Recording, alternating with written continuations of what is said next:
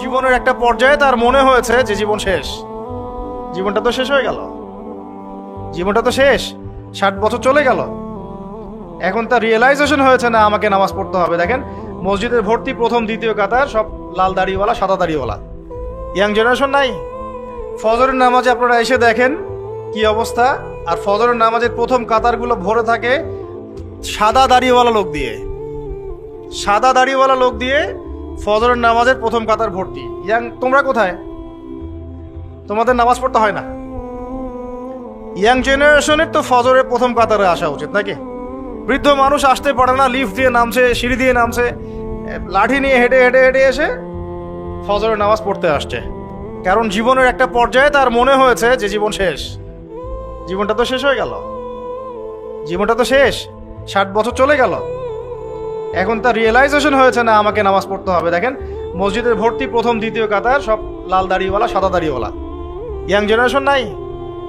আর যারা মাশাআল্লাহ আসছেন আলহামদুলিল্লাহ, কিন্তু পরিসংখ্যান কত? একটা এলাকায় একটা গ্রামে কত % মানুষ নামাজ পড়ে? এটা হচ্ছে পরিস্থিতি, আপনাকে বোঝাচ্ছি কেমন পরিস্থিতিতে আপনি এখন বসবাস করছেন। 1 2 কত % মানুষ যাকাত দেয়? যাকাত ফরজ না ওয়াজিব না সুন্নাত না মুস্তাহাব? কেউ যদি যাকাত অস্বীকার করে সে মুসলমান থাকবে না? থাকবে না। বহু শিল্পপতি কোটিপতি বাংলার মাটিতে আছে, লক্ষ কোটি কোটি টাকা, মানে কোটি কোটি টাকার বিজনেস, মিলস, ইন্ডাস্ট্রিজ, ফ্যাক্টরিজ, যাকাত দেয় না। সুবহানাল্লাহ। মাঝে মাঝে দান সৎকা করে, মসজিদে অনুদান দিচ্ছে, মাদ্রাসার অনুদান দিচ্ছে, ওয়াজ মাহফিলে অনুদান দিচ্ছে, যাকাত দেয় না। অনুদান আপনার উপর ফরজ না যাকাত ফরজ? অনুদান না দিলেও কোনো গোনা নাই। মসজিদে সাহায্য চেয়েছে, আপনি দিলেন না বা দিতে পারলেন না, গোনা নাই। কিন্তু ফরজ যাকাত না দিলে কি হবে? গুনাহ তো হবে। অস্বীকার যদি করে কুফরি হয়ে যাবে। আবু বকর সিদ্দিক রাদিয়াল্লাহু আনহু নাম শুনেছেন নিশ্চয়ই। তিনি যাকাত অস্বীকারীদের বিরুদ্ধে যুদ্ধ ঘোষণা করেছিলেন। আর যারা ইসলামিক ইকোনমিক্স পড়াশোনা করেছে বা ওয়ার্ল্ড অ্যাফেয়ার্সের ওয়ার্ল্ড ইকোনমিক্স বুঝে, তারা বলতে পারবে আপনাকে, সবাই বলতে পারবে না। এই মানুষগুলো বলতে পারবে যে যাকাত হচ্ছে একটা অর্থনীতির মূল ভিত্তি। এটা ঠিকঠাক মতো যদি একটা নেশন দেয় তাহলে ওই জাতির মধ্যে দারিদ্রতা আসবে না ইনশাআল্লাহ। আমাদের এখানে এত দারিদ্রতা কেন হচ্ছে? কেন এত ইনফ্লেশন? কেন এত এই, কেন সেই? দ্রব্যমূল্যের ঊর্ধ্বগতি, রিজার্ভ কমে যাওয়া, এটা ওইটা অনেক তো কারণ আমরা ব্যাখ্যা করি। টকশোতে বসলে তো বুদ্ধিজীবীর অভাব নাই। হ্যাঁ, সব বুদ্ধিজীবী বাংলাদেশেই জন্ম নিছে। যারা অনেকে আছে এমন নামাজও পড়ে না কিন্তু ইসলাম নিয়ে কথা বলে, কোরআন তেলাওয়াত করতে পারে না কিন্তু ইসলাম নিয়ে কথা বলে, এবং ওরাই মানুষকে বলছে কোনটা ঠিক কোনটা বেঠিক। এইটাও কিন্তু হাদিসে আছে, আপনি জানেন কি না? উমর ইবনুল খাত্তাব রাদিয়াল্লাহু আনহু একজন সাহাবীকে বলছিলেন যে তুমি কি বলতে পারো ইসলাম কখন ধ্বংস হবে? ওই সাহাবী বলছেন, সম্ভবত তার নাম উবাই ইবনে কাব রাদিয়াল্লাহু আনহু, আমি একটু ভুলে গেছি। সেই সাহাবী বলছেন, ইয়া আমিরুল মুমিনিন, আপনিই বলেন ইসলাম কখন ধ্বংস হবে, আমি তো বলতে পারি না। তখন তিনি বলছেন যখন যখন 3টা বিষয় দেখবে তখন বুঝে নেবে ইসলাম ধ্বংস হয়ে যাবে। 1 নাম্বার দল্লাতুল আলেম, যখন দেখবে আলেমের পদস্খলন ঘটছে কিনা এখন। 1 নাম্বার কি? দল্লাতুল আলেম, আলেমের পদস্খলন ঘটছে, এখন এটা হচ্ছে কিনা। আর আমি রিকোয়েস্ট করি, আপনি সনদ অর্জন করেছেন, আপনি ব্যাকরণ খুব ভালো বোঝেন, তাফসীর করতে পারেন, আপনি মুহাদ্দিস মুফতি হয়েছেন, আলহামদুলিল্লাহ। আল্লাহর ওয়াস্তে এই অহংকারটা নিয়ে কবরে যায় না। আলেমদেরকে বলছি, বিনয়ের সাথেই বলছি, এই অহংকারটা নিয়ে কবরে যায় না। অনেকের মধ্যে দেখেছি ডিগ্রি, সনদ, সার্টিফিকেট সবই আছে, কিন্তু আখলাক নাই, নববী আখলাক, চরিত্র সেটা নাই, কিন্তু সনদ আছে। অনেকের ভিতরে কেবর আছে, জ্ঞানের অহংকার, এটা নিয়ে কবরে যায় না। অনেকের মধ্যে আছে হিংসা, এটা তো অনলাইন খুললেই বুঝতে পারতেন। যে ভাষায় একজন আলেম আরেকজনকে গালিগালাজ করতেছে অনলাইনে, এটা কোনো মুনাফিকেরও ভাষা হতে পারে না। এই ভাষায় মুনাফিকরাও একে অপরকে গালিগালাজ করে না। এখন এমন ভাষায় আমরা গালিগালাজ করছি একজন আরেকজনকে অনলাইনে, খেয়াল করে দেখেন। এগুলো দেখে কি সাধারণ মানুষ আমাদেরকে ভালো বলবে মনে করেছেন? বরং সাধারণ মানুষের ইসলাম সম্পর্কে বিরূপ ধারণা সৃষ্টি হয়। আর কিছু মানুষ আছেন ওলামা একরামদের মধ্যে আল্লাহর ওলি, একদম আল্লাহর ওলি, তারা না এসব ফিতনা আছে না ফাসাদের মধ্যে, তারা আছেন বলেই দিন টিকে আছে। তাদেরকে খুঁজে পাওয়া একটা চ্যালেঞ্জ, তাদেরকে খুঁজে পাওয়া কি একটা চ্যালেঞ্জ। আল্লাহ পাক যেন মিলিয়ে দেন, আমিন। তো যেটা বলছিলাম, 1 নাম্বার ইসলাম ধ্বংসের কারণ হবে উমর রাদিয়াল্লাহু আনহু বলছেন দাল্লাতুল আলেম, আলেমের পদস্খলন। 2 ওয়াল আইম্মাতুল মুদিল্লিন, শাসক বর্গের পদস্খলন, পথভ্রষ্ট শাসক। এটা সারা বিশ্বে আছে না এখন, দেশে দেশে, উপমহাদেশে উপমহাদেশে, জেলায় জেলায়, গ্রামে গ্রামে পথভ্রষ্ট শাসক দিয়ে ভর্তি হয়ে গেছে। শাসন কার্য চালানোর অধিকার আপনার কোথায় যখন আপনি নামাজই পড়ছেন না? উমর রাদিয়াল্লাহু আনহু শাসক ছিলেন না? উমর ইবনুল খাত্তাব শাসক ছিলেন কিনা? তো তিনি নামাজ পড়তেন না? তা আপনাকে জানাজার নামাজেই প্রথম দেখা যায় কেন? এর আগে কোথাও দেখা যায় না, পরেও দেখা যায় না কেন? সুবহানাল্লাহ। উমর ইবনুল খাত্তাব রাদিয়াল্লাহু আনহু কি ইমামতি করতে পারতেন না? পারতেন কি না? ইমামতি করা অবস্থাতেই তো তাকে শহীদ করা হয়েছে, তাই না? তাহলে আপনি ইমামতি করতে পারেন না কেন? কে আপনার মাথায় বুঝ দিল যে ধর্ম এক জিনিস, রাজনীতি এক জিনিস? সুবহানাল্লাহ। কেন একজন পলিটিক্যাল নেতা সে কোরআন তেলাওয়াত করতে পারবে না? সে ইমামতি করতে পারবে না? ধর্ম কি, আমাদের ধর্মটা কি ওই নাকি বুদ্ধিজম, জিউজিজম, ইহুদিদের ধর্ম, খ্রিস্টানদের ধর্ম, বৌদ্ধ ধর্ম, যেখানে সব আলাদা আলাদা, সংস্কৃতি আলাদা, অর্থনীতি আলাদা, রাজনীতি আলাদা, ধর্ম আলাদা? আমাদের থেকে এরকম জগা খিচুড়ি ধর্ম নাকি? নাকি কোরআনের এই কিতাবের মধ্যে আল্লাহ পাক সব নাজিল করেন নাই? এই কিতাবটা হাতে নিয়ে একটু বলুক দেখি যে এই কিতাবের মধ্যে সব নাই। কত বড় কলিজা আছে, আল্লাহর সামনে দাঁড়িয়ে বলুক যে এই কিতাবের মধ্যে আল্লাহ তুমি সব নাজিল করো নাই, তাই আমার এগুলো দরকার হচ্ছে। এই কথা বলার সাথে সাথে ঈমান চলে যায় মানুষের, যদি কেউ মনে করে যে এই কিতাবের মধ্যে এবং সুন্নতের মধ্যে আল্লাহ সব দেন নাই। তো আমার কথা রাগ করেন না, আমি আপনার নসিহত, আমি আপনার কল্যাণ কামনা করি। আমরা চাই যে আমরা সবাই একসাথেই জান্নাতে যাই, কিন্তু এভাবে হবে না। যেভাবে আমরা ব্যাখ্যা করছি ইসলামকে, এভাবে হবে না। আমরা ব্যাখ্যা করছি ইসলামের অর্থনীতি নাই, ইসলাম ওই নামাজ রোজা হজ জাকাত চলবে, তাসবিহ তাহলিল চলবে, অর্থনীতিতে আমি যা ইচ্ছা তাই করবো, অর্থনীতিতে আমি যা ইচ্ছা তাই করবো, সুদ খাবো, ঘুষ খাবো, দুর্নীতি করবো, যা ইচ্ছা তাই করবো। এই ব্যক্তি মুসলিম নয়। আবার অনেকে মনে করছেন কোরআন সুন্নায় আমরা নামাজ রোজা হজ জাকাত এগুলো করবো, সংস্কৃতির মধ্যে ইসলাম আনার দরকার নেই, ওটা আমি বুঝবো আমার মতো করে, কি পোশাক পরবো কি করবো না, কোন পোশাক পরা যাবে কোনটা যাবে না, হ্যাঁ কোথায় নাচবো কোথায় গাবো কোথায় ঢাকঢোল পিটাবো, এটা আমরা বুঝবো। ইসলাম এটা নিয়ে কথা বলতে পারবে না। এটাই কি আপনার চিন্তা ছিল না? আর অনেকে বলছে শিক্ষা নিয়ে ইসলাম কথা বলবে কেন? আমরা যা ভালো বুঝি সেটাই। আপনি তাসবিহ তাহলিল করেন, নামাজ রোজা হজ জাকাত করেন, এটাই কি ইসলাম? শিক্ষার আয়াত দিয়ে ওহী শুরু হয়েছে, ইকরা বিসমি রাব্বিকাল্লাযী খালাক। কোরআনের পরতে পরতে জ্ঞান আর জ্ঞান, জ্ঞান আর জ্ঞান। এটা তো বাহার, ক্যাল বাহার, সমুদ্রের মতো, যার এক ফোঁটাও আমরা অর্জন করতে পারি নাই। কোনো আলেম দাবি করতে পারে না যে আমি কোরআনের গভীরে ঢুকে গেছি। সবাই বলে যে আমি এক ফোঁটাও অর্জন করতে পারি নাই। অনেকে বলেন যে ইসলামের জায়গা চলবে, আমাদের কি বলে পলিটিক্সের জায়গা চলবে। কেন ভাই? আল্লাহ রাব্বুল আলামিন কি কোরআন শুনে সব নাজিল করেন নাই? হ্যাঁ, এটা আমি বুঝি, এটা বিশ্বাস করি এবং মানছি যে বিশ্বের প্রেক্ষাপটে সবকিছু ইম্পোজ করা সম্ভব না। এটা আমরা মানি, বুঝতে পারছি। বিকজ বিশ্বটা এখন শাসন করছে কারা? বলেন দেখি, কারা শাসন করছে? জায়নিস্টরা। জায়নিস্ট কারা? পশ্চিমাদের মধ্যে একটা অ্যালায়েন্স আছে, ইহুদি খ্রিস্টান। সব ইহুদি সব খ্রিস্টান জায়নিস্ট না। এই শব্দটা কি আগে খুব বেশি শুনেছেন? ইদানিং শোনেন। এই শব্দগুলো বলার কারণেই এত গালিগালাজ খেতে হচ্ছে, এত গীবত তহমত, এত অপবাদ আসতেছে, এইগুলো বলার কারণে। আমি যদি আপনাদেরকে খালি ফজিলত বয়ান করা শুরু করি, আমাকে মাথায় নিয়ে নাচবে সবাই। সুবহানাল্লাহ বললে এত নেকি হয়, আলহামদুলিল্লাহ বললে এত নেকি হয়। সারা জীবন এগুলোই শিখবেন। একজন অফিসার আমাকে বলছিলেন যে অজু আর গোসল শেখানো যায় না, এগুলো নিয়ে কথা বলার কি দরকার? তা বললাম, স্যার আপনার বয়স কত? যে 45। তো 45 আপনি অজু গোসল শেখেন নাই, আমাকে আবার শেখাতে হবে? সারা জীবন কি অজু আর গোসলই শিখে যাবেন নাকি? তারা চিন্তা চেতনা এরকম যে ইসলাম এভাবেই চলবে। পুরো বিশ্বটা নিয়ন্ত্রণ করতেছে এখন এরা। শুধু কি বিশ্বের পলিটিক্স থেকে শুরু করে অর্থনীতি, সমরনীতি, অস্ত্রশস্ত্র, মিডিয়া, প্রযুক্তি সবই নিয়ন্ত্রণ করতেছে। এই অবস্থাতে তো আমরা আসলে 100% ইসলাম পালন করতে পারছি না, এটা সত্য কথা। কিন্তু আপনার আকীদা, বিশ্বাস তো থাকবে যে না, ইসলাম পরিপূর্ণ। এখন পারছি না, ইনশাল্লাহ চেষ্টা চালিয়ে যাব। আজকে পারতেছি না, 100 বছর পরে পারবো ইনশাল্লাহ। এরকম তো চেতনা থাকতে পারে নাকি?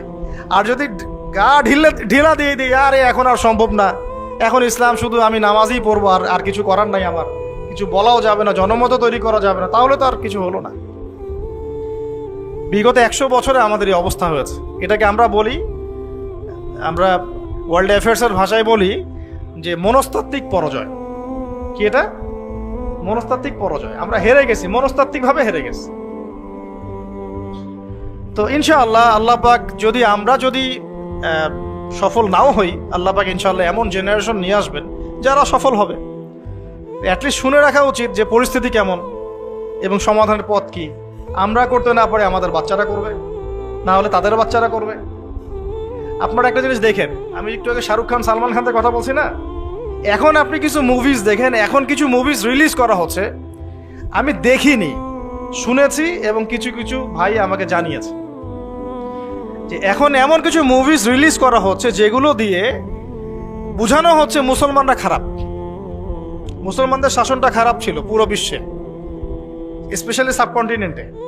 তারা বোঝাতে চাচ্ছে, ওদের জেনারেশনকে তারা শিক্ষা দিতে চাচ্ছে, মুসলমানরা যারা সারা বিশ্ব শাসন করেছিল, মোগলরা, আফগানরা, হ্যাঁ, টার্কিশরা ইত্যাদি ইত্যাদি, এরা ভালো ছিল না, এদের সময়ে মানুষ জুলুমের শিকার হয়েছে।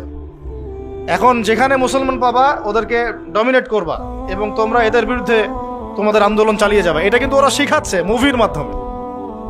এখন এমন মুভিজ বের করতেছে ওরা দিন দিন, আপনারা জানেন এগুলো, হয়তো আপনারা ঘাটাঘাটি করলে আপনারা পাবেন চোখের সামনে। আমার কাছে তথ্য আসছে, আমি খালি বলবো।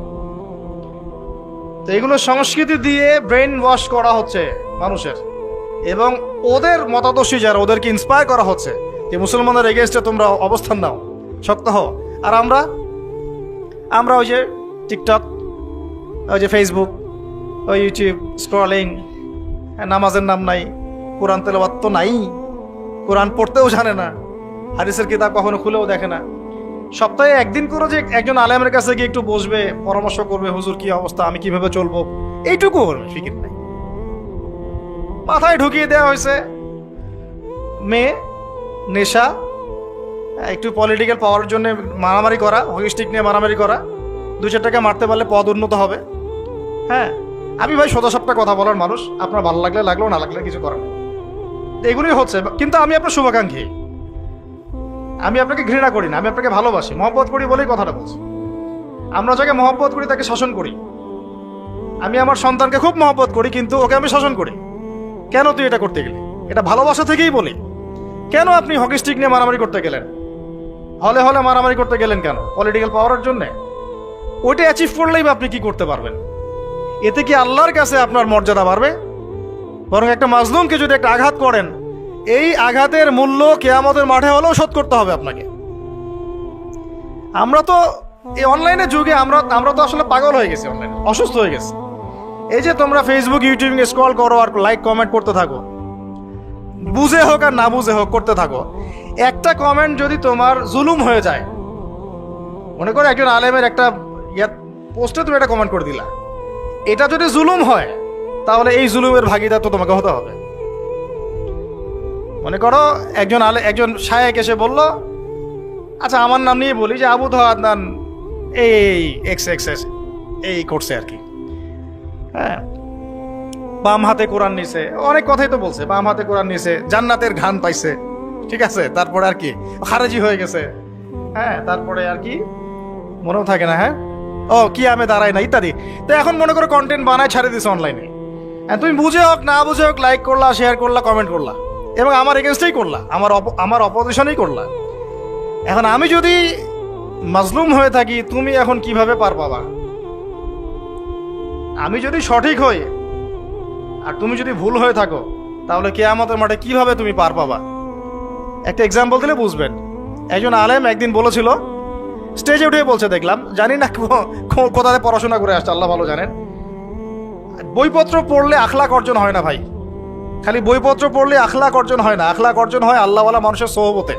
হয়তো বা সোহবত পায় নাই, এই জন্য আখলাক নাই। স্টেজে উঠে বলছে যে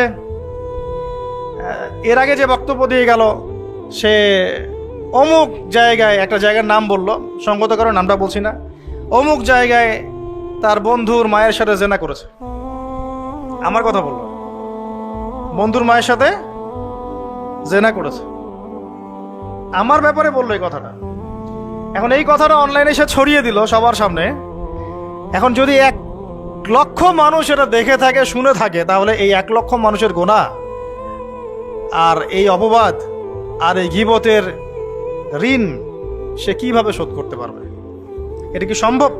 এই কথাটাকে ফিরে নেওয়া সম্ভব? আর এই হলো অনলাইন। একটা এক্সাম্পল দিয়ে বোঝালাম, আমার ক্ষেত্রে বোঝালাম, আপনার যদি বুঝতে সুবিধা হয়। অতএব খুব সাবধান, এখানে বিচরণ লিমিটেড পরিসরে করবেন, যতটুকু কল্যাণ নিয়ে বের হয়ে চলে আসবেন। এর মধ্যে যদি বিচরণ করতে থাকেন আপনি ঘন্টার পর ঘন্টা এবং বুঝে না বুঝে এই কাজগুলো করতে থাকেন, গীবতের, তোহমতের, অপবাদের এত এত গুনার পাহাড় ঘাড়ে আসবে যেটা আপনি আর শোধ করতে পারবেন না। একটা গুনাহ যদি মানুষের সাথে সম্পৃক্ত হয়, ওই ঋণ শোধ না করা পর্যন্ত জান্নাতি ব্যক্তি জান্নাতে ঢুকতে পারবে না। মনে করেন আমাদের ভাই আব্দুল্লাহর জান্নাতের ফয়সালা হয়ে গেছে, কথার কথা মনে করেন, কিন্তু ভাই কাউকে গালি দিয়েছিল, কাউকে অপবাদ দিয়েছিল, কারো কাছ থেকে টাকা পয়সা নিয়েছে, দেয়নি ফেরত, বা ইত্যাদি ইত্যাদি ইত্যাদি। মানুষের সাথে সম্পৃক্ত কোনো হক আছে, মানুষের সাথে সম্পৃক্ত কোনো হক আছে। জান্নাতে যাওয়ার আগেই একটা জায়গায় দাঁড় করিয়ে দেওয়া হবে, দাঁড়াও, ফয়সালা তো হয়ে গেছে, তাহলে এখন দাঁড়াও। কেন? ফেরেশতাদেরকে দিয়ে বলানো হবে যে অমুকের এই ঋণ বাকি আছে, অমুকের এই গালির ঋণ বাকি আছে, অমুককে তুমি এই বাজে কথা বলছিলে এটা বাকি আছে, অমুককে অপবাদ দিয়েছিল এটা বাকি আছে। সবাই এখন সামনে আসা শুরু করবে একে একে। বেচারার কিন্তু আমল অনেক ছিল, একদম উহুদ পাহাড়ের সমান নেকি নিয়ে এসে উঠছে। এবার ওখানে কি শোধ করার কোনো সুযোগ আছে? কোনো সুযোগ আছে? ব্যাস, এবার আল্লাহ পাক বলবেন এর আমল নামা থেকে নেকি দিয়ে দিয়ে এই ঋণগুলো শোধ করে দাও। ওই ব্যক্তির আমল নামা থেকে নেকি দেওয়া হবে, যাকে গালি দিয়েছে ওকে, যার গীবত করেছে ওকে, যাকে তহমত দিয়েছে ওকে, যাকে অপবাদ দিয়েছে সবাইকে নেকি দেওয়া হবে। দিতে দিতে দিতে নেকি শেষ যদি হয়ে যায়, তখন না, নেকি শেষ হয়ে গেলে ওদের গুনাহ আবার এর ঘাড়ে চাপানো। আল্লাহ রাব্বুল আলামিনের বিচার একদম সূক্ষ্ম। আল্লাহ পাক কিন্তু গফুর রহিম, একই সাথে শাদীদুল ইকাব। আল্লাহ পাক পরম করুণাময়, অসীম দয়ালু, আবার কঠিন শাস্তিদাতাও বটে। আল্লাহ পাক কারো প্রতি জুলুম করেন না, এক জাররা পরিমাণ জুলুম হবে না। অন্য হাদিসে আসছে একটা শিংওয়ালা ছাগল দুনিয়াতে একটা শিং ছাড়া ছাগলকে গুতা দিয়েছিল। আমার শিং আছে, ওই যে পাওয়ার আছে আমার, দিলাম তোকে গুতা। এটাই তো কাজ দুনিয়ার, যার কাছে পাওয়ার আছে, আমার কাছে পাওয়ার আছে, নে তোকে গুতা দিলাম। ওই ছাগলও ওই কাজ করছে। আল্লাহ পাক কিয়ামতের মাঠে ওই শিংহীন ছাগলকে শিং দিয়ে বলবেন এবার একে গুতা দিয়ে পরিশোধ করো। হিসাব এতটুকুই, এরপরে ওরা মাটি হয়ে যাবে, জান্নাতও নাই জাহান্নামও নাই। ওরা তো বেঁচে গেল, ও তো বেঁচে গেল নাকি, গুতা খেয়ে বেঁচে গেল। এবার এই ব্যক্তি সমস্ত আমল নামার গুনাহগুলো এবারে ঘাড়ে চাপানো হবে। তখন দেখা যাবে শুরুতে অনেক নেকি নিয়ে উঠেছিল, কিন্তু পরে এই ব্যক্তি জাহান্নামে চলে গেল, ওরা জান্নাতে চলে গেল। আমরা কি এটা চাই? ভাই আল্লাহর সাথে যত পাপী থাকে থাক, এটা একটা সেজদায় মাফ হতে পারে ইনশাআল্লাহ। আল্লাহ পাকের সাথে অনেক পাপ আছে আমাদের, মনে করে নামাজ পড়ি নাই, রোজা রাখি নাই, যাকাত দেই নাই, ইত্যাদি ইত্যাদি অনেক পাপ, আল্লাহর হক অনেক নষ্ট করেছে। একটা সেজদা যদি কবুল হয়ে যায়, একটা ইস্তেগফার যদি কবুল হয়ে যায়, ইনশাআল্লাহ সব গুনাহ মাফ হয়ে যাবে। কিন্তু মানুষের সাথে জড়িত যদি গুনাহ থাকে, এই যে গীবত, তহমত, অপবাদ ইত্যাদি ইত্যাদি, কারো সম্ভ্রমহানি করেছেন, কাউকে বেইজ্জত করেছেন ইত্যাদি, এই দুনিয়াতেই হায়াত থাকতেই মাফ নিতে হবে। পরকালে এগুলো শুধরানোর কোনো সুযোগ নাই। আর এই অনলাইনের যুগে এটা এত বেশি বেড়ে গেছে যে আমরা এটাকে মুরগির মতো মনে করি। ইচ্ছা হইলে বলে দিলাম, ইচ্ছা হলে কমেন্ট করে দিলাম, যা ইচ্ছা তাই বলে দিলাম। আল্লাহ পাক আমাদেরকে বোঝার তৌফিক দান করুন।